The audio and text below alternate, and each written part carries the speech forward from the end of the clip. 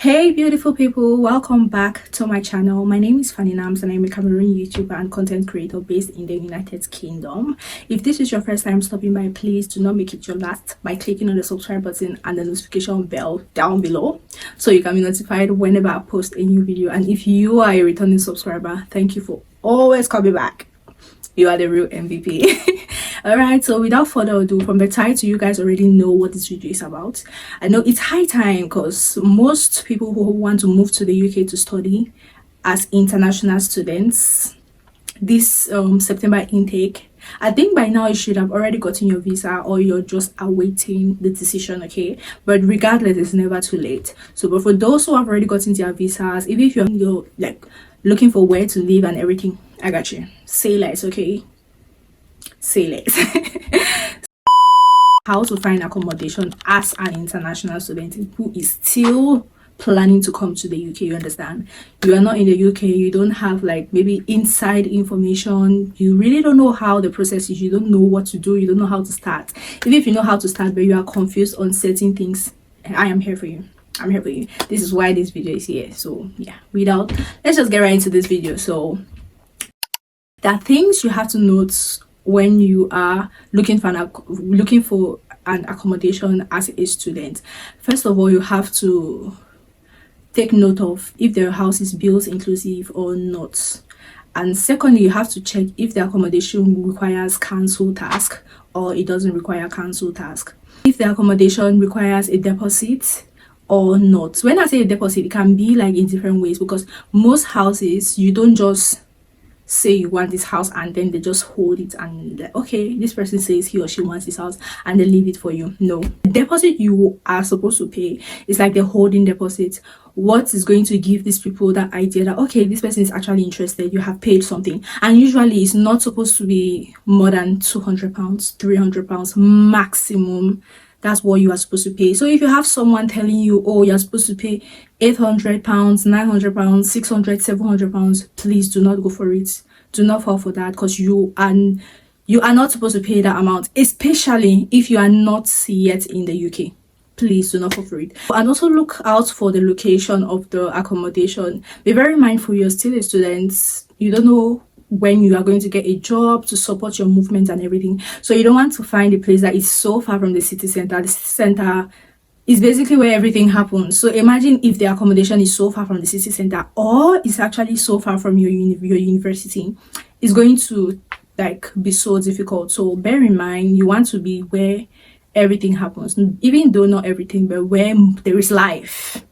Because life in the UK can get so lonely and boring. So at least you need to see people, you need to interact and all that jazz.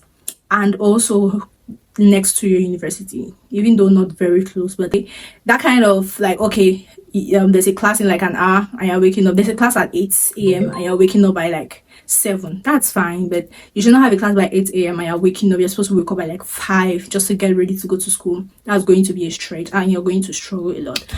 All right, so I think I've mentioned all of the things you're supposed to, and you're not supposed to pay. Please do not pay anything to anyone before you get to the UK. Like I said, the only thing you're supposed to pay is the holding deposits. So you should also note, if you're looking for a place, take note if this place, if like how the payment plan is, basically if it's in installments or you're supposed to pay everything up front. If it's everything up front, anyways, I'll not say much, because if you have the money, why not go in for it? But it's really expensive to pay everything up front, so you have to take notes, ask questions. How many installments, how the payment plan, everything. What happens if you miss an installment? Is there like any grace period? Like all of these things you should know, which usually there is a grace period for everything. Even if you miss paying your tuition fee on the day you're supposed to pay it, there is like a grace period for basically almost everything. You understand? So that's something that you should bear in mind, the payment plan and everything. When you're thinking about an accommodation, think about if you want a shared accommodation or you want to live alone, basically like studio or a house. So you have to think about that. If you want a shared accommodation, good and fine. If you want to live alone, good and fine. But mostly, most student accommodations, like university owned student accommodations, do not have like the living alone, like the studio option, you understand. They mostly have like shared flats you share with like 4, 5, 6 other people, 7, 8, 9, depending on how big the flat is, you get. So it's rare to find like a studio on a university owned accommodation. But if you want to go for a studio, because most people, I don't know, they always think like, okay, I don't know this person, I cannot live with people I don't know and stuff like that. And if you have your money, go for your comfort. I'm all about comfort and everything, okay? So yeah, if you have the money to pay, you can, cause that's really expensive for a student. But of course, if you have, obviously go for it. Yeah, those are the things you have to note while looking for an accommodation as a student who is out of the UK. Even if you're in the UK, bear in mind all of those things. Bills inclusive supposed to be your Wi-Fi, your electricity bill, your gas, water bill, heating, like everything is supposed to be inclusive. Please. You don't want to be frustrated, you don't want to get stranded. That's the last thing that you want to happen, okay? So let's start with how you can find other places where you can find accommodation as a student. So the first and the most secure way that I think and I suggest every international student should go for is the student accommodation. When I say the student accommodation, it's giving basically like, oh, you just talked about student accommodation, now you're saying the student accommodation. I mean the university's student accommodation owned by the university, okay?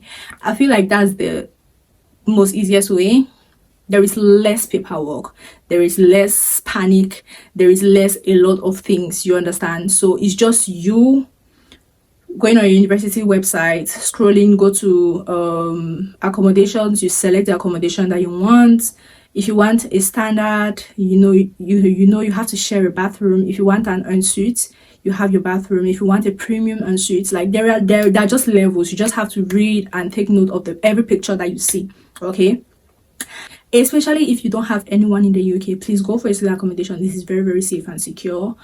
Bills inclusive. Most of the time, these accommodations are really close to your university, and most of the times they have like university buses like that come to the accommodation, pick students up. They have like time slots that they do all of these things, pick students up, go to school, and from school back. So like I said, they have like time slots, and it's also close. Most of the times they are also close to like the city centers and everywhere, and it is safe and secure, sometimes. And these accommodations also they have like, how do they say, like the payments are in installments. Yeah, that's what I wanted to say. One website you can find accommodations is Zoopla. Just go www.zoopla.ac.uk, find accommodation. You just filter it how you want it to be, choose how many rooms you want. If you want a studio, you pick the studio option. If you want a 1 bedroom, you pick the 1 bedroom. Like it just depends. If you want to share, you can also pick, okay, maybe you want to share with like 3 people, 4 people, so you pick 3 bedrooms or 4 bedrooms depending on how many people you want to share. So when you just filter according to how, and you filter the price, your minimum price, maximum price, and all of that jazz, and there are a lot of options that are going to come up. And one question you must be asking yourself is, how do I even like go about this? So basically just put in your university postcode in the search bar, just because they'll obviously ask you, where do you want to find a house? If you just put, maybe your school is in London and you just put London, where in London? London is very big. Like where in London? Maybe your school can be in zone 2 and they give you an option in zone 6. Bro, you are going to travel daily just to go to school. It's not advisable. So just put your university postcode in the search bar, and it's just going to give you houses, rooms, whatever around that area. Maximum 5 miles. Sorry. You can also put in a filter of like the distance, how far you want it or how close you want it. You can put 1 mile, 2 miles, 3 miles, 4 miles, 5 miles. I think 5 miles is really far for a student basically, but that's whatever. So you just filter it according to how you want it, and there is like actually a long list of houses, rooms you're going to see on there. And this is like just an advice, guys. When you're looking for a house, when you see a house online, reduce your expectations, okay? What you see in those pictures, it's not actually what you're going to see physically. You understand? Most of the time those pictures are edited. Obviously, good marketing, those pictures are edited, they are taken in 5x, 0.5x, so it makes it look bigger, but in actual reality it's not as big as what you saw on the website or whatever. So just take the picture with a grain of salt. As long as it's decent looking, it has everything you want: the bathroom, a good shower, a good bed size, a desk, a chair, a good sized kitchen, and it has all of those things, and it actually looks decent, looks good, then you can call the agents. Why I recommend Zoopla, or why Zoopla is the second, because they have like the agents or the house owners, the numbers below.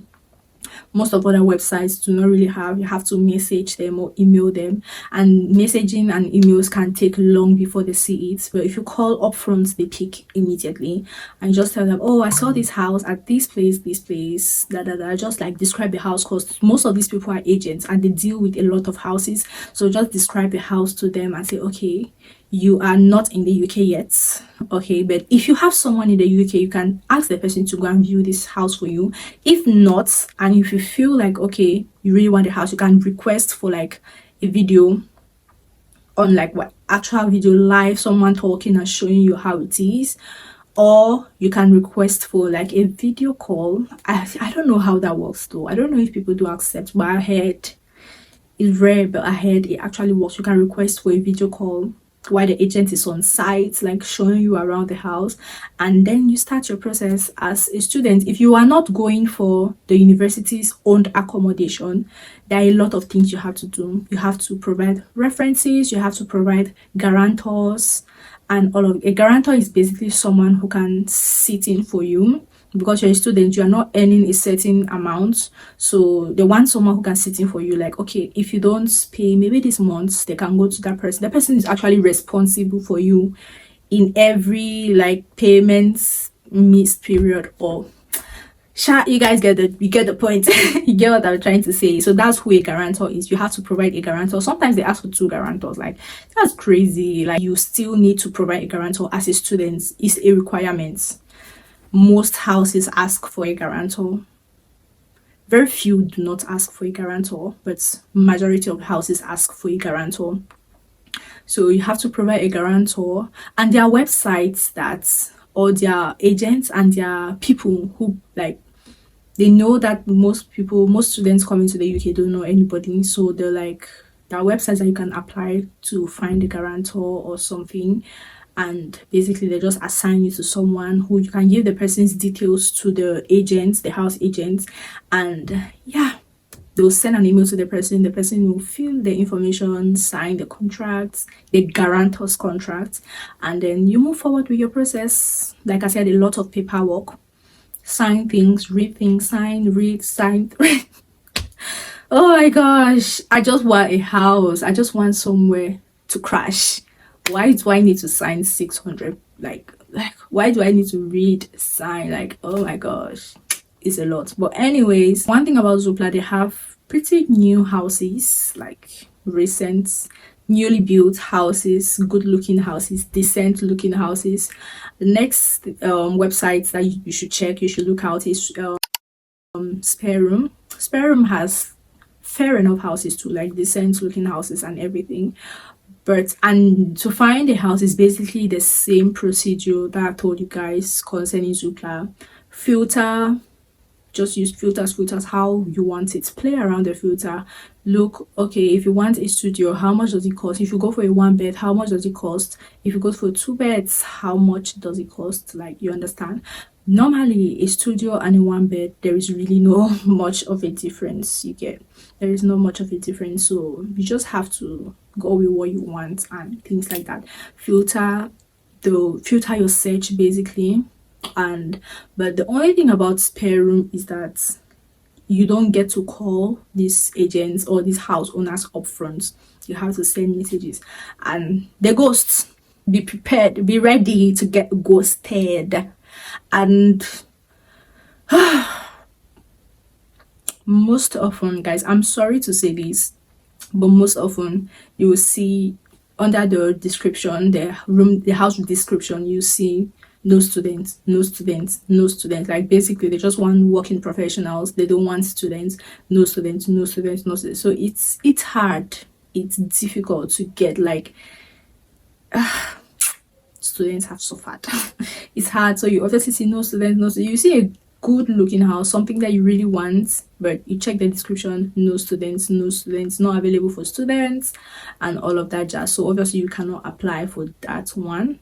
You cannot apply for that one. So the next, that's all about spare room, and people ghost, like I said, they ghost a lot on there, a lot.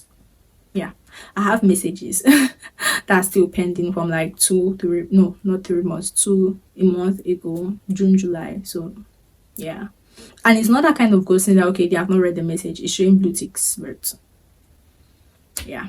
The next website is On The Markets.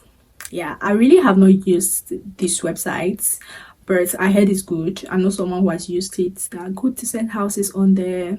Yeah, the next website for you to look out is how do they call this website?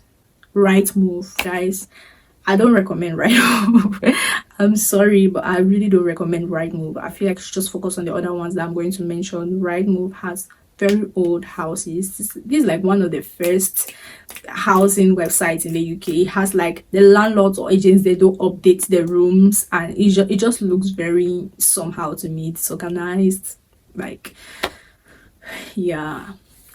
And the next website is Facebook Marketplace. Facebook Marketplace is not really a website, but yeah, you can check on there.